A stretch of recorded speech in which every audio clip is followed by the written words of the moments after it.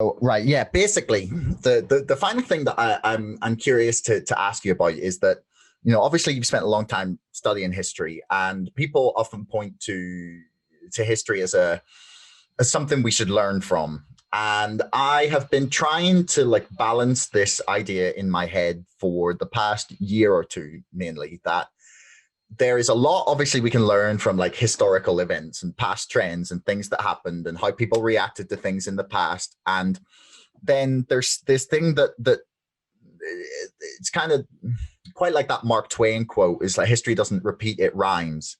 And I'm curious as to, from someone who's studied a lot of history, how much you think we should take, how much we should learn from history, and how much we should try and consider it as a guide, or how much we should try to ignore what happened in the past because that doesn't mean that's going to happen in the future or the present.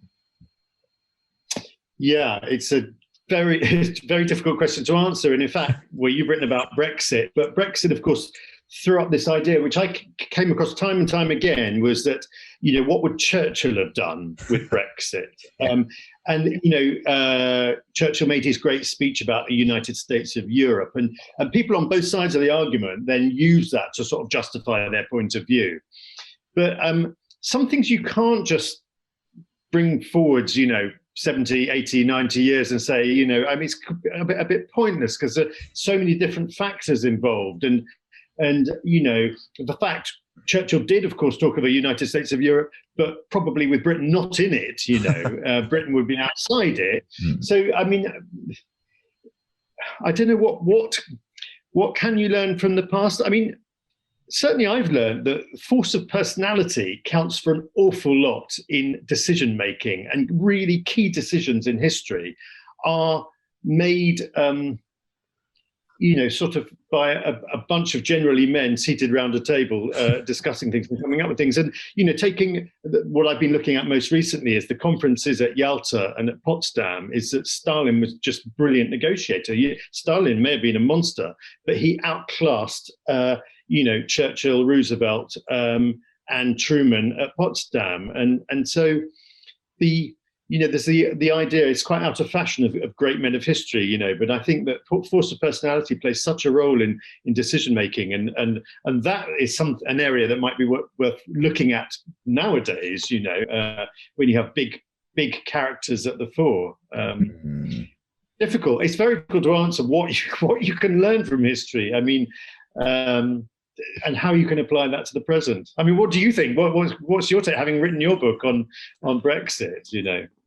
Like my current philosophy on it tends to be that, because I was like playing around with an idea for a book that I've kind of shelved, but I've kept some of the notes. I might turn them into something else. But it was focused around like what we can learn from the almost from the ancient world, or at least from like philosophers and from ideas like Stoicism and the Cynics, and like very much like the sort of Roman Greek sort of era of history that I find is far more like comparable to our modern society than we maybe realize. But the thing that I feel that I've got a grasp on, and you can give me your take on this, is that, okay, while the events might not be like comparable, and it's very difficult to sort of map, okay, this happens, therefore this happens sort of thing onto the modern world, especially with how much like technology just generally has changed events and changed the way that humanity reacts to things.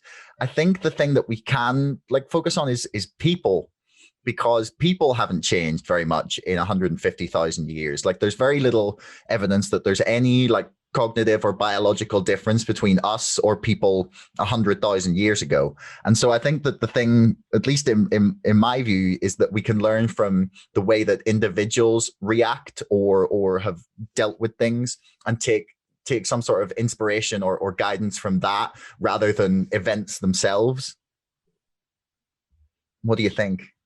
Yeah, well, I do. I think that's absolutely right. And that's, why I brought up the subject of Stalin in a way, actually. But, history also, we could learn, and we often don't. And I take one example, which is the 100th anniversary is about to come up of the Treaty of Lausanne, which set in stone the idea that you can just move millions, you can move populations basically. So the Treaty of Lausanne saw the expulsion of the Greeks from Turkey and the expulsion of the Turks from Greece, this huge exchange of populations.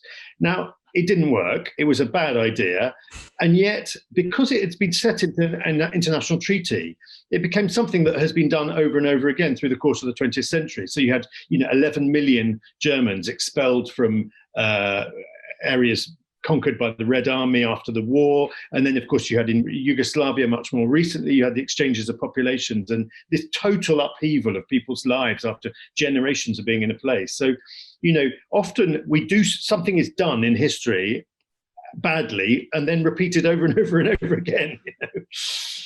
Oh, yeah, that sounds like the history of humanity, really. Like we do something badly and then, repeat it again and again. Thanks so much for listening.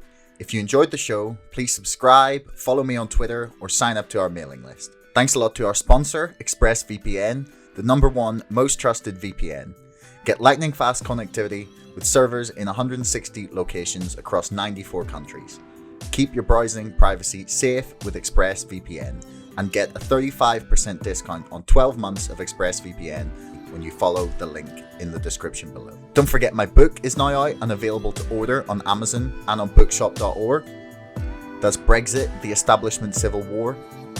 And most importantly, thanks for listening. We'll see you next time.